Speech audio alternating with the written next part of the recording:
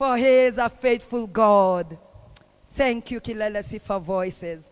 I always appreciate you. You are doing a great job in this time and season. Thank you for your giving. Thank you for your offerings. Thank you for paying your tithes. It is never in vain to sow in the vineyard of the Lord. May the good Lord bless you, keep you, expand you, do you good. Amen. At this particular time, I want to welcome the speaker of the day, Bishop Dr. Peter Ambuka, as he continues with the sermon, The Principles of Answered Prayers. May the good Lord bless you. Amen.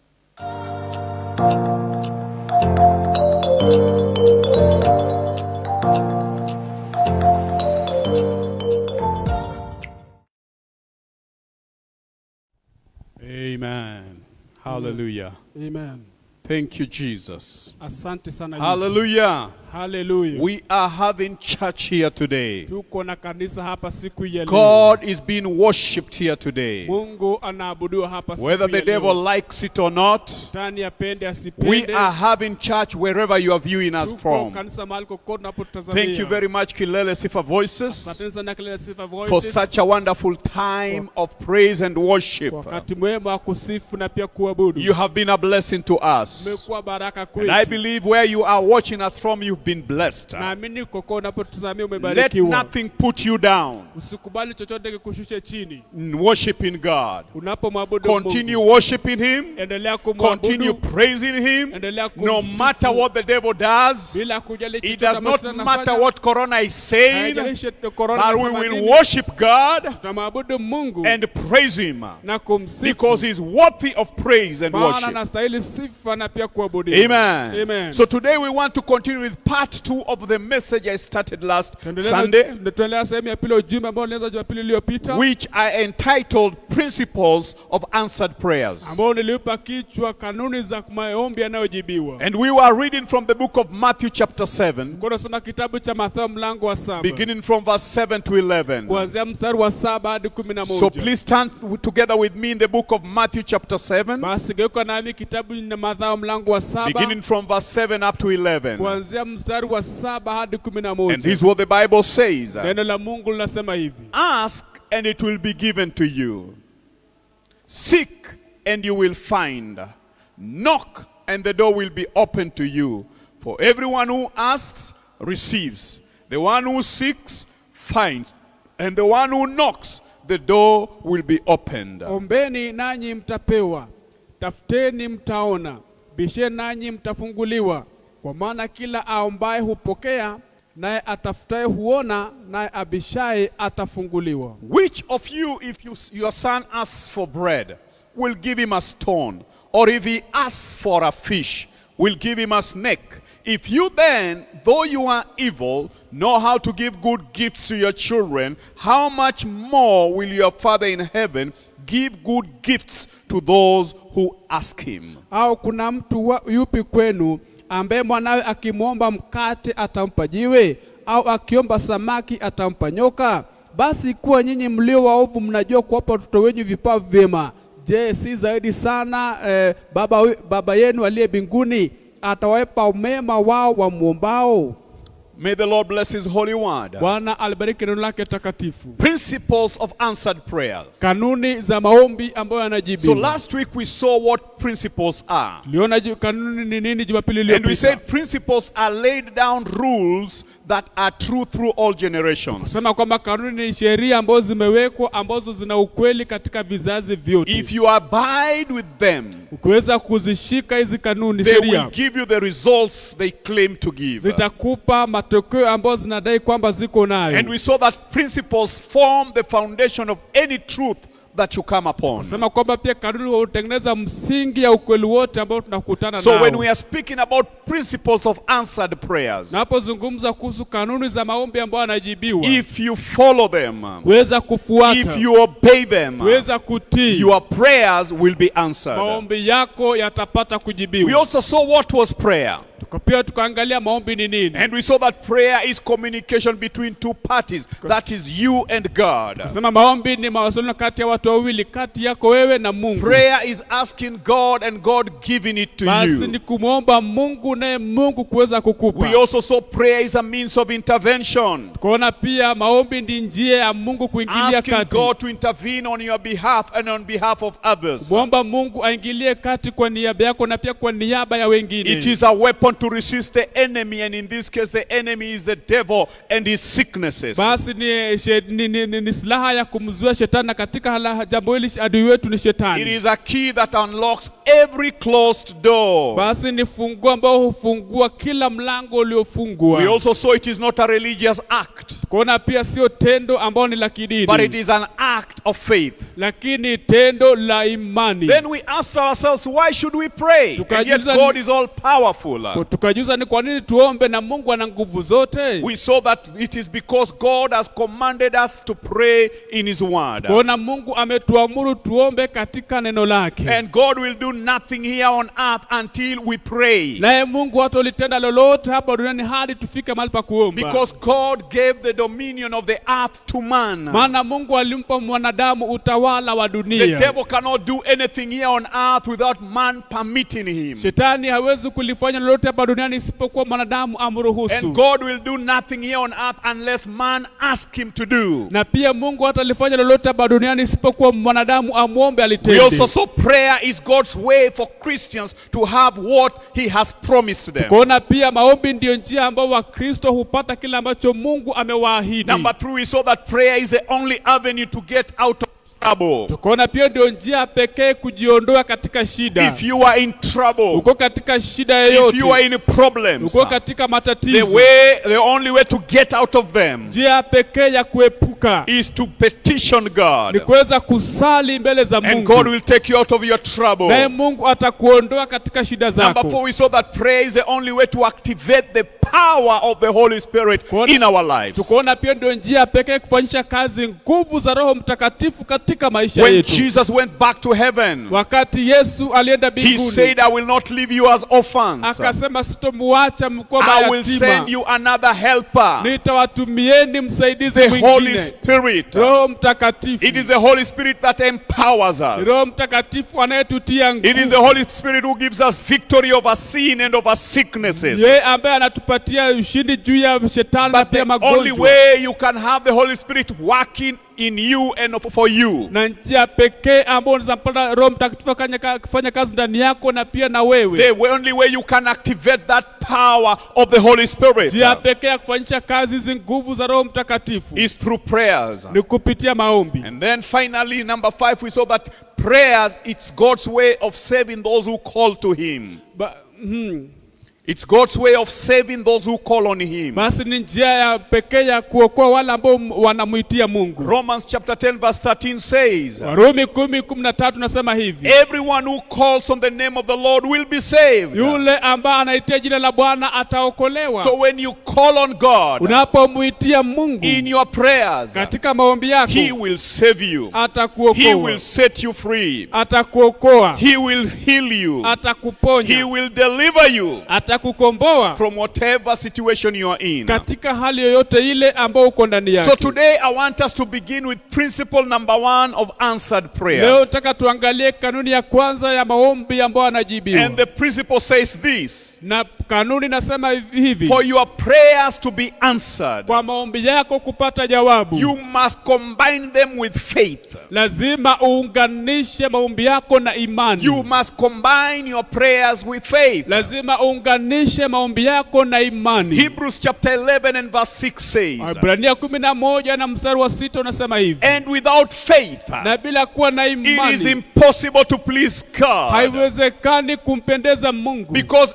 anyone who comes to him Maana yeyote anayemjia yeye must believe that he exists, lazima aamini ya kwamba yeye anaishi, and that he is a rewarder of those who earnestly seek him. na yeye huwalipa thawabu wale ambao wanamtafuta kwa bidii. You can never receive anything from God Hawezi kupokea lolote kutoka kwake if Mungu you don't have faith. kama hauna imani. God respects faith. Mungu anaheshimu God imani. honors faith. Mungu anapa heshima And so imani. faith is important. Kwa hivyo imani ni muhimu. If you're going to see your prayers being answered, Kama utaona maombi yako the yakijibiwa, only thing that God honors kitu cha pekee ambacho Mungu is a anaheshimu man or a woman ni mwanaume au who mwanamke comes to him in faith. ambaye anamuendea kwa And that's imani. what Hebrews chapter 11 verse 6 is Ndio saying. maana Waebrania 11 If you do inasema not have faith, kama hauna imani you cannot please God. hauwezi kumpendeza Because Mungu. when you come to him, Maana unapomwendea number yeye, one, you must believe he exists. jambo la kwanza la uamini Mungu anaishi. Many people, especially atheists, they say God does not exist. Watu wengi na so wale ambao hawaamini Mungu If you don't hayuko. believe that God exists, Kama huamini Mungu anaishi, then you cannot receive anything in your prayers. hauwezi pokea lolote kutoka kwa maombi Because yako. number one, you must believe he exists. Lazima uamini kwamba anaishi. And number two, you must believe that he rewards those who seek him. Lazima uamini pia huwapa thawabu wale ambao wanamtafuta. So when you go to God in prayer, Kwa hivyo unapomwendea Mungu kwa maombi, he is there. unamwendea maana unajua kwamba yeye You yupo. cannot see him with your physical eye. Hawezi kumwona kwa macho yako ya You nje. cannot feel him with your hands. Hawezi kumhisi na But mikono in your yako. spirit, Lakini ndani ya roho you yako know he's there. unajua kwamba You yupo. can see his works. Unaweza kuona matendo The yake. creation speaks about God, the creator. Basi maumbile yanazungumza kuhusu Mungu aliyeumba. And so you must believe that he exists. Lazima uamini kwamba anaishi. And then you must also believe that he will answer you. Lazima pia uamini kwamba atakujibu. There are people who pray, Kuna watu ambao but they wanaomba don't believe that they are going to receive an answer. lakini hawaamini kwamba atapokea jawabu. If you are that kind of a person, Kama we ni mtu mfano kama you huo, are double-minded. wewe una shaka, You are full of doubts. umejaa shaka, Never expect to receive anything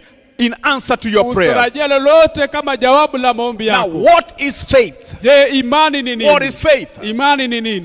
Same book of Hebrew. Basi kile kitabu cha The same Waebrania, chapter. basi sura ile Chapter 11. sura ya 11 Verse na 1. mstari wake ni It moja, says, inasema hivi: now faith is the assurance, basi imani ni uhakika, the confirmation, basi uthibitishwaji, the title deed hati miliki of things we hope for. kwa mambo ambayo tunayatarajia. Let me stop there Wacha nikomee and pale explain it to you. na kuweza kuwafafanulia. Faith Imani is being sure, basi ni kuwa na uhakika, having the confirmation. ukuwa umethibitisha. And the Bible, the Amplified Bible, adds something, the title deed. Nasi inaongeza kusema title deed. And I can even add the logbook of a book, Pia of a car. naweza ongeza pia logbook ya gari. When you have a title deed, Ukuwa na title deed, you don't need to go to where you have the shamba or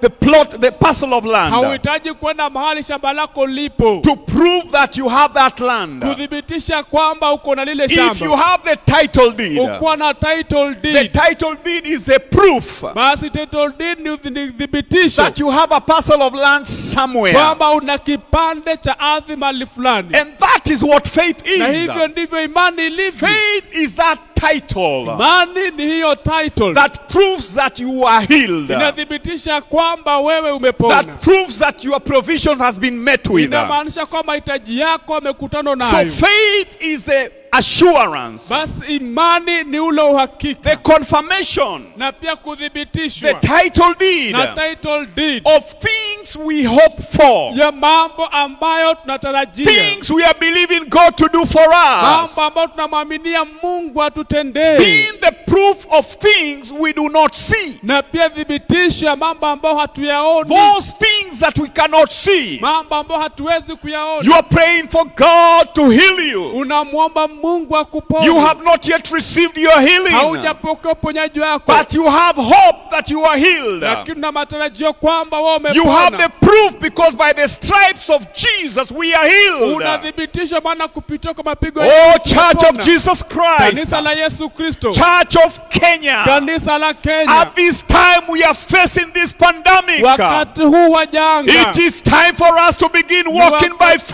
wetu wa faith. kutembea kwa imani. Oh, listen to me. Nisikilizeni, Faith is not denial. imani si kukataa. Faith is not saying corona does not exist. Imani si kusema kwamba corona haipo. Corona exists. Corona ipo. Corona is real.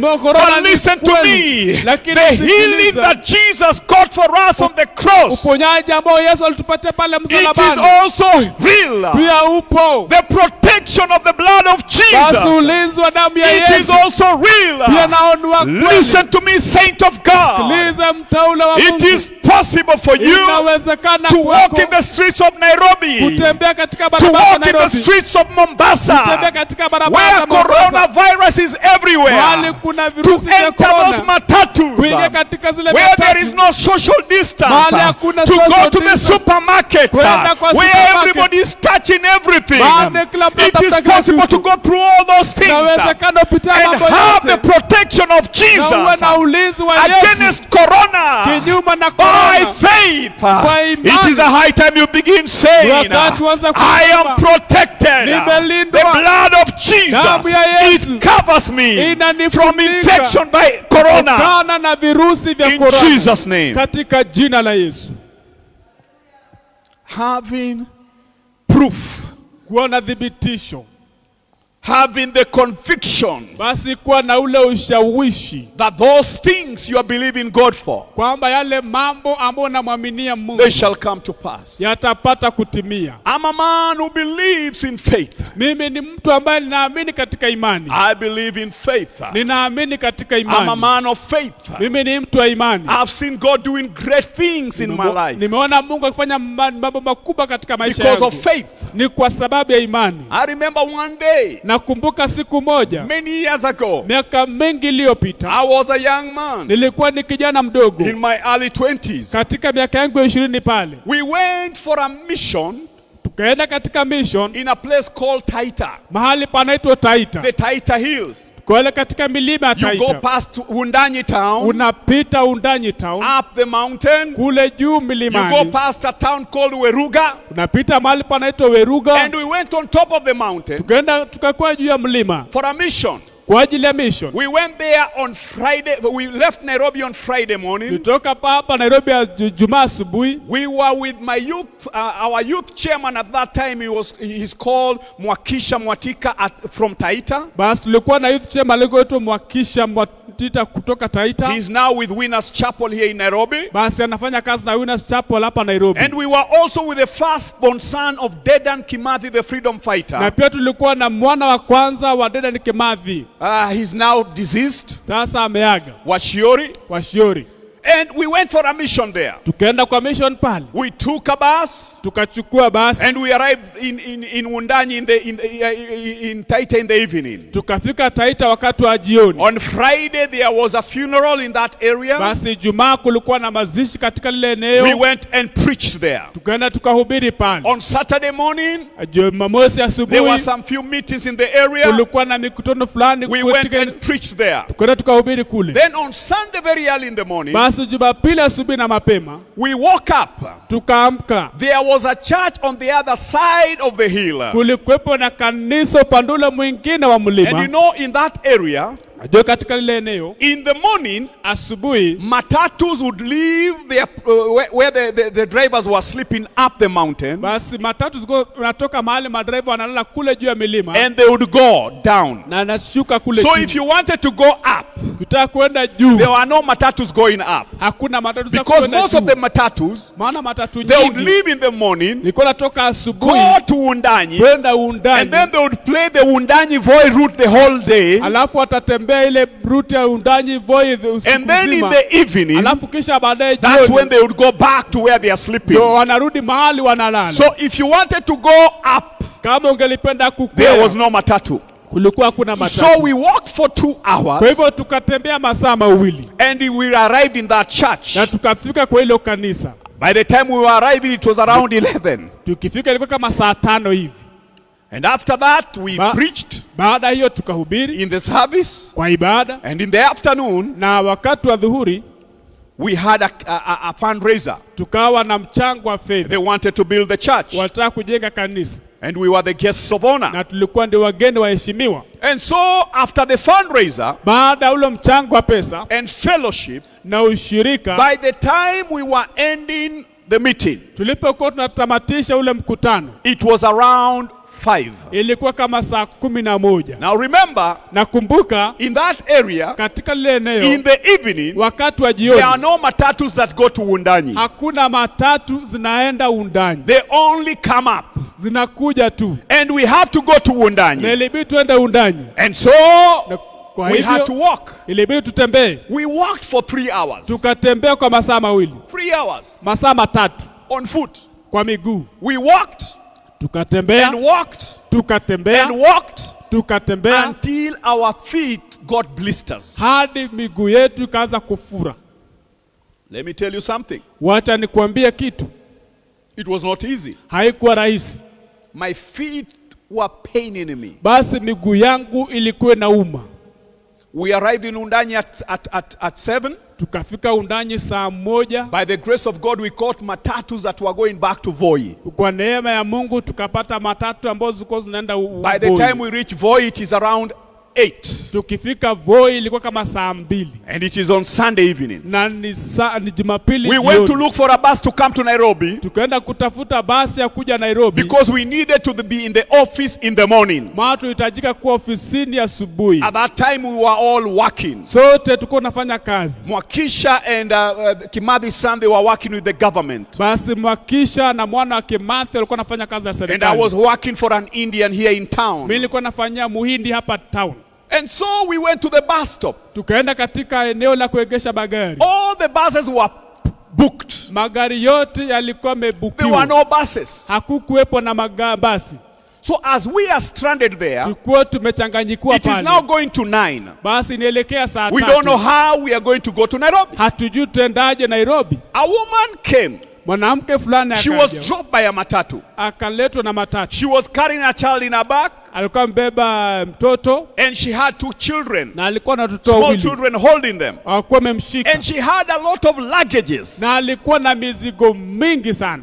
She looked at us. Akatutazama. We asked her, where do you want to go? Tukamuuliza unataka kwenda And she wapi? told us, I want to go to the railway station. Akasema nataka kwenda katika eneo I la want to reli. catch the train that is coming from Mombasa to Nairobi. Nataka kupata gari la moshi ambalo linatoka At Mombasa that kuelekea time, Nairobi. SGR was not there. Wakati ule SGR ilikuwa haijafika. So we decided to carry her luggages Tukaamua kumbebea mizigo and hold her children na kushika watoto wake kwa mikono as we went to the railway line. tukielekea Railway katika station. eneo la gari ya moshi. Quite a distance. Ni safari wewe. When we arrived there, Tulipotafika we pale found the railway station was also packed. tukakuta kwamba pia pale katika eneo la gari ya moshi pia Now, pamejaa. buses are not there. Basi hazipo The railway station is packed with na people. pia maeneo ya gari ya moshi pamejaa. We held our hands Tukashikana and mikono we told God, na tukaambia Mungu, we have been serving you. tumekuwa tukikutumikia. We need to be in Nairobi by morning. Tunahitaji kuwa Nairobi kufikia Perform asubuhi. a miracle for us today. Wewe tenda muujiza kwetu Give leo. us space in this train. Basi tupe nafasi katika ile gari la moshi. You know, during those days, Wakati ule the train had 3 classes. basi gari la moshi lilikuwa na class 3. First class First class was for rich people. ilikuwa ni watu It matajiri. had only 2 beds Ilikuwa na vitanda viwili in one compartment. katika eneo moja, Nyumba moja. nyumba moja.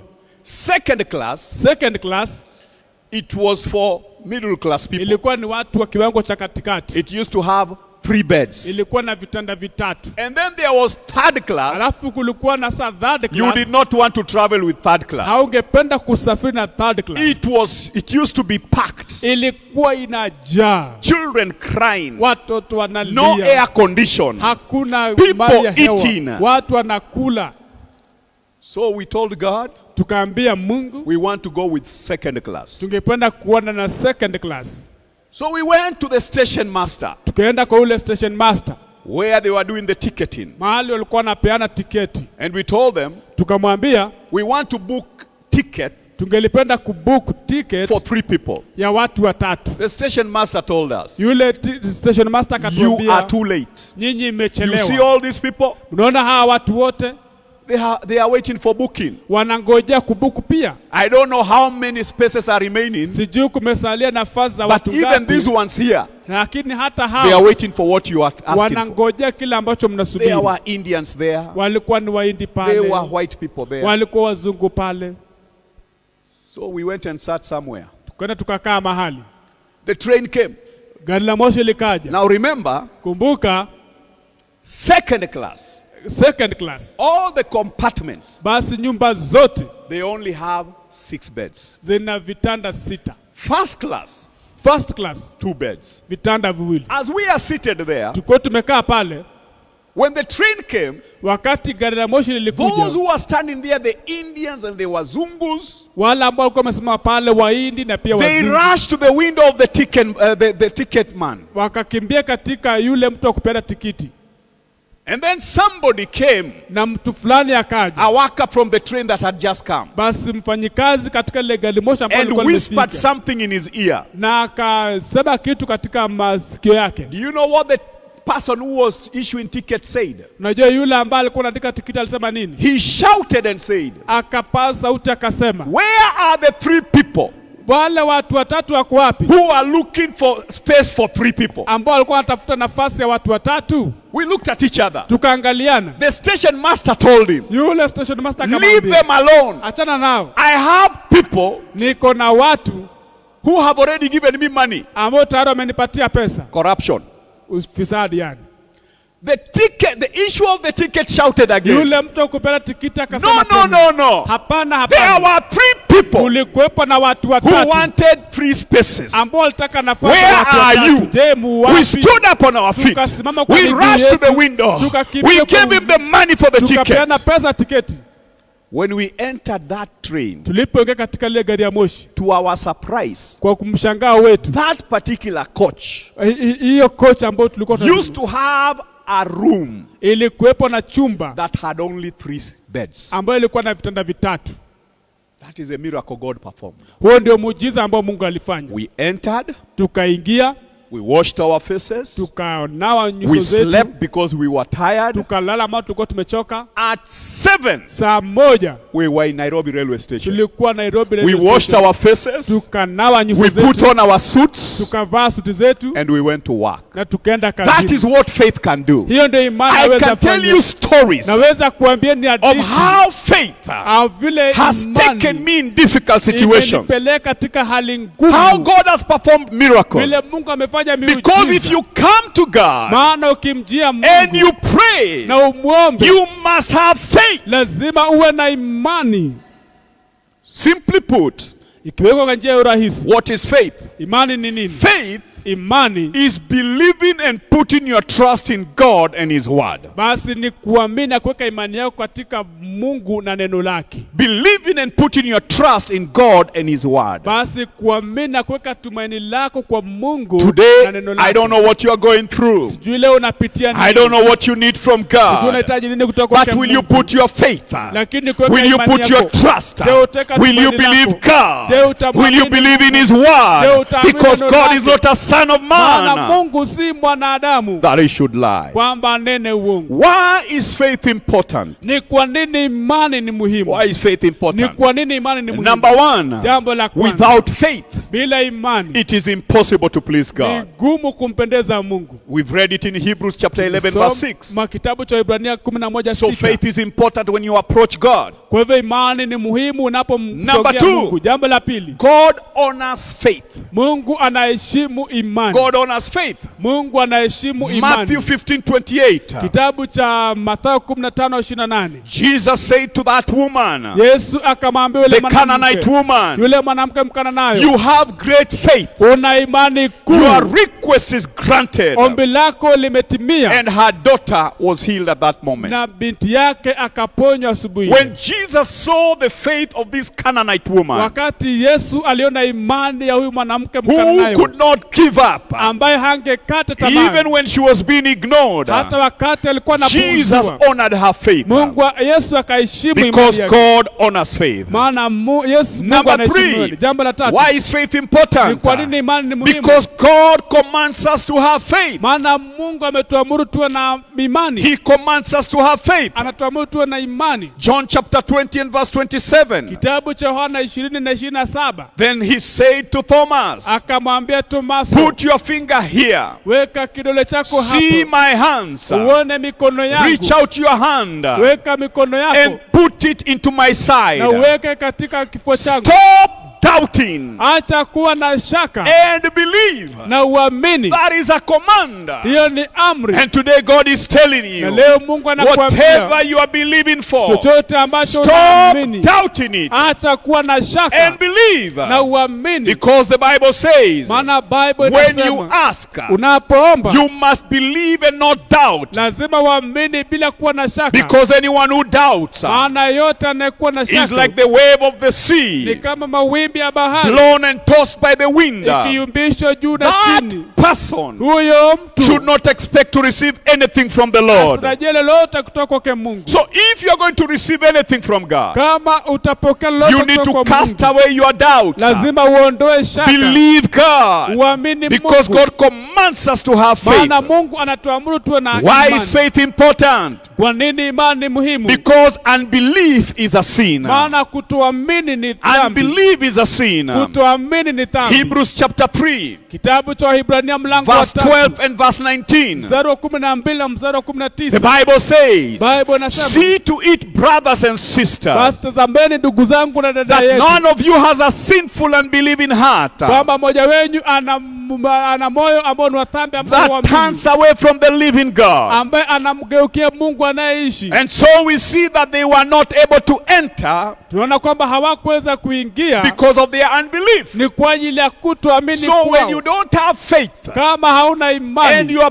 praying, na unaomba, it is a sin before God. ni dhambi kwake Mungu. Why is faith important? Number Ni kwa 5. nini imani ni muhimu? Namba 5, Because faith ni kwa sababu is the imani heavenly currency ndio sarafu ya mbinguni that can get you anything you need from God. ambayo inaweza kupatia chochote ambacho tunahitaji Mark kutoka kwa chapter Mungu. 9 verse 23. Kitabu cha Marko 9:23. Jesus told the man who had brought the son who was demon possessed, Yesu akamwambia yule mwana ambaye alikuwa amepagawa na mapepo, everything is possible kila kitu kinawezekana for the one who believes. kwa yule ambaye anaamini. When you have faith, Ukiwa na imani, everything is possible. kila kitu kinawezekana. Jesus spoke also in Matthew 17:20. Yesu akazungumza kitabu cha Mathayo 17 na mstari wa He said, 20. because you have so little faith, Akasema maana mna imani ndogo. truly I tell you, Kwa hakika nawaambieni, if you have faith as small as a mustard seed, kuwa na imani ndogo kama mbegu ya haradali, you can say to this mountain, naweza ambia huu mlima, move from here and go there, ng'oka kutoka hapa uende kule, and it will move. na ule mlima And utasonga. nothing will be impossible for you. Hakuna kitu ambacho hakitawezekana naye. Faith is the heavenly currency Basi imani ni sarafu ya that mbinguni will get you anything that you need from ambayo God. itakupa kila kitu ambacho unahitaji kutoka Number kwa 6, Mungu. why is faith important? Namba 6 ni kwa nini imani ni muhimu? Because Ni kwa sababu when you pray without faith, ukiomba bila imani is sin. ni dhambi. When you pray without faith, is sin. Ukiomba bila imani ni dhambi. Romans 14:23 says, Kitabu cha Warumi 14:23 nasema hivi, but whoever has doubts kwamba yeyote ambaye ana is shaka condemned if they eat, yeye amelaumiwa, because their eating is not from faith. maana kule kwake hakusikwa imani. And everything that does not come from faith is sin. Na kila kitu ambacho hakitokamani na imani ni dhambi. So today I encourage you, Kwa hivyo leo natieni when you moyo, go to pray, napoenda kuomba, have faith kweni na to imani receive what you are believing God kutoka for. kila ambacho unamwamini Every Mungu. believer Kila mtu anayeamini should purpose to develop and grow and act in confidence in their faith in God. lazima akusudie kusonga na kukua katika imani yake na Mungu. As a believer, I encourage you, Kama mtu anayeamini grow in your faith. basi kuweni Begin katika imani believing yenu. God for the impossible. Anza kumwamini Mungu kwa mambo ambayo hayawezekani. How do you receive faith? Je, unapokeaje How do you imani? receive faith? Unapokeaje imani? Romans 10:17. Warumi 10:17 It says now faith comes by hearing, inasema imani huja kwa and kusikia hearing by the word of na God. kusikia neno lake Mungu. When you hear the word, Unaposikia you neno, meditate on the word of God. utafakari neno la Mungu. Faith begins growing in you. Imani inaanza kukua ndani If you yako. want to be full of faith, Ukitaka kujaa imani, hear the word of God more sikia neno often. la Mungu zaidi na Read zaidi. the word of God. Soma neno la Mungu. Meditate on the word of God. Tafakari neno la And you Mungu. will grow in your faith. Nawe utakuwa katika God told imani yako. Joshua, Mungu akaambia Joshua, this book of the law hili kitabu cha Torati shall not depart from your mouth, kisiondoke kama but kinywani you shall mwako. meditate on it day and Nawe night, utatafakari usiku and na so mchana. shall you be successful Nawe utafaulu and prosperous na in utafanikiwa everything you do. katika kila ambalo So unatenda. faith comes by hearing the word of God. Imani huja kwa kusikia.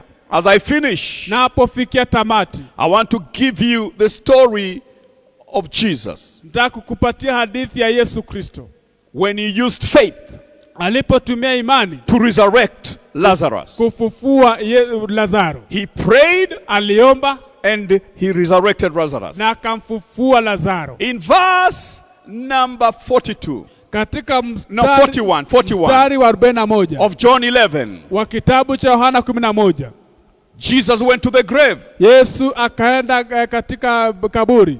So they took away the stone. Kwa hivyo akaondoa lile jiwe. Then Jesus looked up Yesu akatazama juu and he said, naye akasema, Father, Baba, I thank you ninakushukuru that you have heard me. maana umenisikia. Woo, hallelujah. Amen. That is a simple prayer that Jesus prayed. Hilo ni ombi rahisi ambalo Yesu aliomba. He knew God is there. Alijua kwamba Mungu yupo. He knew God exists. Alijua Mungu He anaishi. is a rewarder Na yeye hulipa of those who thawabu seek him kwa diligently. wale ambao wanamtafuta So kwa he bidii. lifted up his voice Kwa hivyo akainua sauti and he yake made a simple na prayer. akafanya ombi rahisi. He said, Father, Akasema, Baba, I thank you ninakushukuru that you have heard me. kwamba umenisikia. I knew that you always hear me. Najua kwamba kila mara unanisikia. But I have said this Lakini nimesema hii for the benefit ni kwa sababu ya of the people manufaa standing here, ya watu ambao wamesimama that they hapa, may believe ili kwamba waamini you sent me. kwamba wewe Then verse ulinituma. 43 says, 43 nasema, when he had said this, aliposema haya, Jesus called in a loud voice, Yesu akaitana kwa sauti kubwa, Lazarus, Lazaro, come out! toka nje, Come out! toka nje. This somebody was dead for 3 days. Huyu ni mtu ambaye alikuwa amekufa kwa siku 3. Come out! Toka.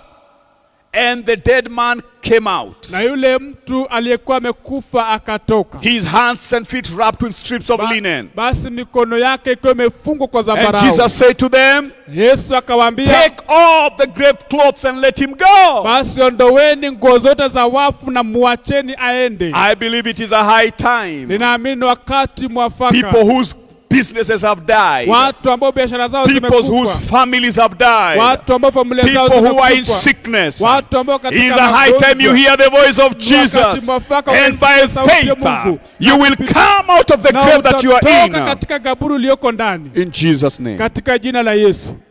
Simple prayer.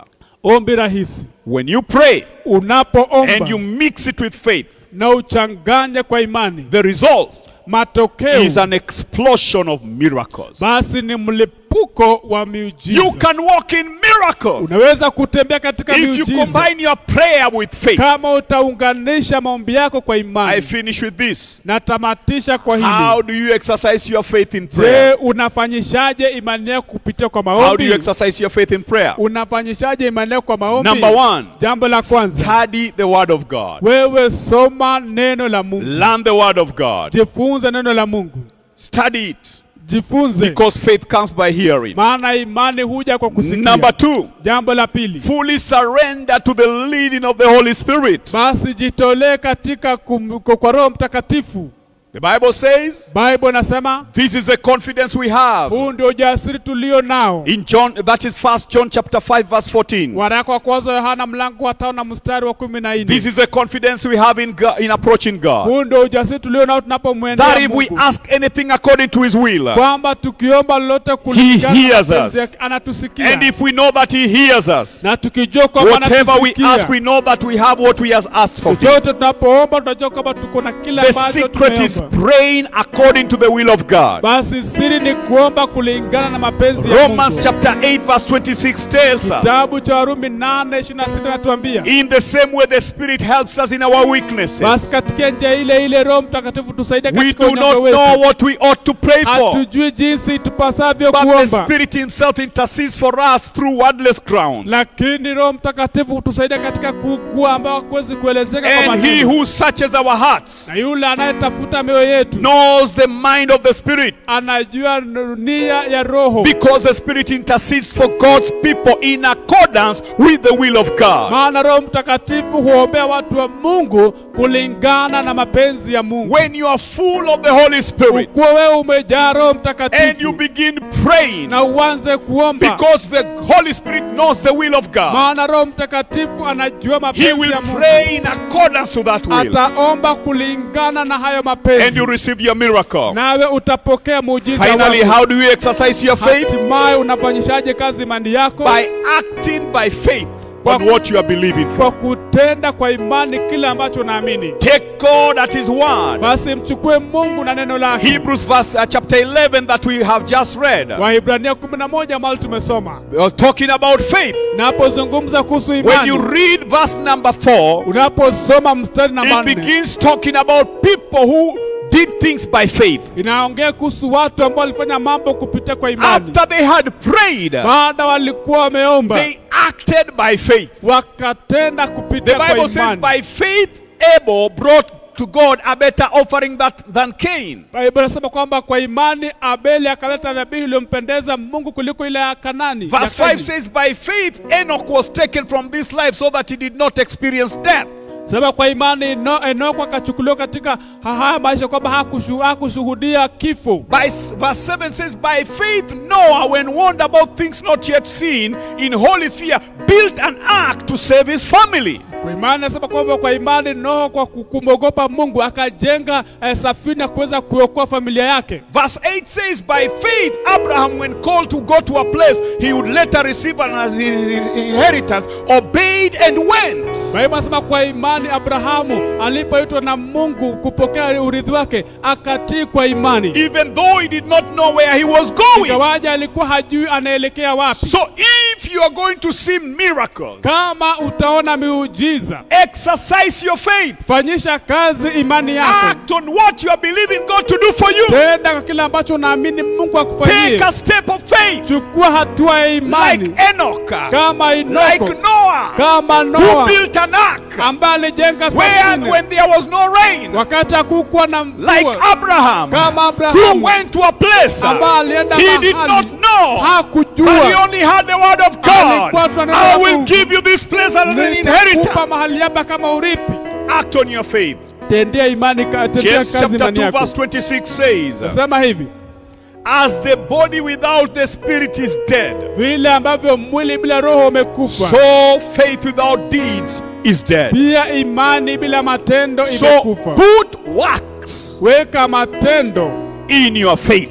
katika imani yako. As you pray, Unapoomba, take a step. chukua hatua. At times, Wakati fulani you need to be an answer to your own prayer. unahitaji kuwa jibu la maombi yako If you're mwenyewe. believing God to bless you, Kama unaamini Mungu go akubariki, and buy commodities. enda ununue Go vitu. and spread them somewhere in the street by faith. Enda weka mahali kwa barabara And kwa begin imani. selling Na them. uanze kuuza. Believing that one day Ukiamini siku moja you are going to have your own supermarket. utakuwa na supermarket yako. That is faith. Hiyo ni imani. That is faith. Hiyo ni imani. So believers, the Waaminio, first principle of answered prayer kanuni ya kwanza ya maombi ambayo yanajibiwa is that you must combine your prayers kwamba lazima unganishe maombi yako with faith. na imani.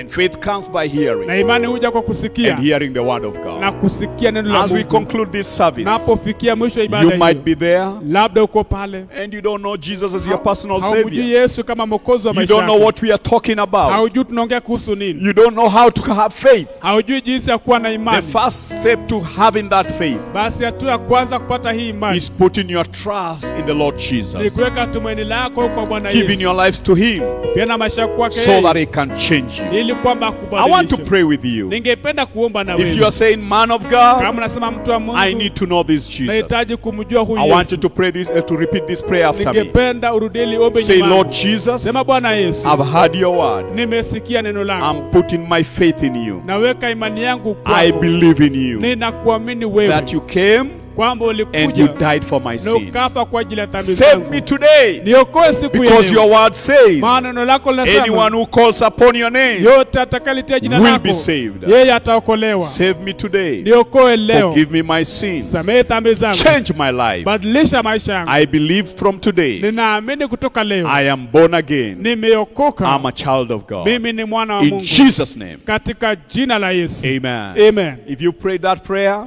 Kama umeomba ile you have ombi, just become a child of God. umefanyika tu You mwana wa have been Mungu, born again. umeokoka. Look for a friend Tafuta rafiki who is born again. ambaye Share ameokoka, with them what you have done today. shiriki naye kile And ambacho let umefanyika. them help you in your growth in the Wacha Lord. kusaidia katika kukua And katika Bwana. next Sunday, Na Jumapili ijayo, if there is a church near you kama kuna kanisa that karibu na wewe believes in salvation, ambalo linaamini wokovu, go to that church. enda kwa hilo kanisa, Talk to the pastor of that ongea na church. mchungaji ule Tell them kanisa, I've given my life to Jesus. mwambie nilipenda maisha yangu kwa Or you Yesu. can even inbox me. Hata unaweza Tell kuni-inbox, me I've given my life to Jesus. niambie nimependa maisha And yangu kwa we'll Yesu. continue praying with you. Taendelea kuomba na Now I wewe. want to pray for people Ningelipenda kuombea who watu are believing God for miracles. ambao wanamwamini Mungu kwa ajili ya People who are miujiza. saying, Watu ambao I wanasema have faith ninayo imani that I'll receive my miracle. kwamba atapokea If muujiza you are wangu. sick, Kama wewe ni mgonjwa, Jesus will heal you. Yesu atakuponya. If you are in need, Uko katika God will mahitaji, meet with your need today. Mungu atakutana na mahitaji yako leo. Whatever situation you are in, Hali yoyote ulio I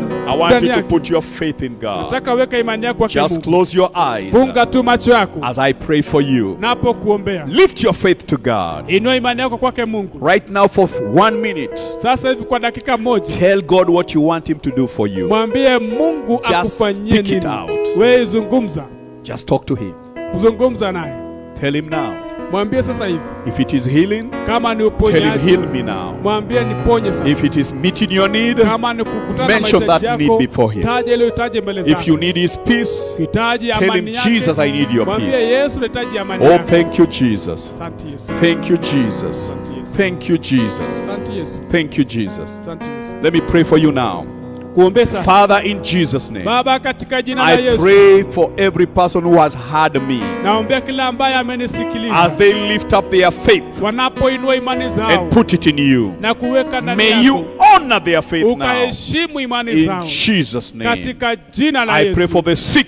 Naombea ambao ni By the wagonjwa, stripes of Jesus, kupitia kwa mapigo ya we Yesu were healed. tumepona. I rebuke every sickness. Nakemea magonjwa I command you yote. to go. Na kuamuru Coronavirus, I utoke. command you to Virusi go. vya korona ondoka. Diabetes, I command you to go. kuamuru utoke. Liver cancer, I command you to go. Cancer pia Kidney ondoka. problems, I command you to go. Toka. Chest problems, I command you Na to pia go. kumbe na kifua Ear toka. problems, I command you to go. Magonjwa ya masikio I na command utoke. every demon Naamuru of sicknesses to leave their bodies now. Kuondoka katika miili yao. Stomach cancer, I rebuke you na now. kuamuru hata kansa Breast cancer, I na rebuke you kansa pia now. mati na kukimbia In sasa. Jesus' name, Katika jina la Yesu. there is a person Kunaye mtu who has dislocated their hip. ambaye hip yake You could not move. hawezi And you are seeing me Na now. unanitazama Stand sasa up hivi. on your feet. Simama kwa miguu Begin yako. bending up and Anza down. kuinuka The Lord is healing you Bwana now. anakuponya. In the name of Jesus, jina la receive Yesu. your healing. Uponya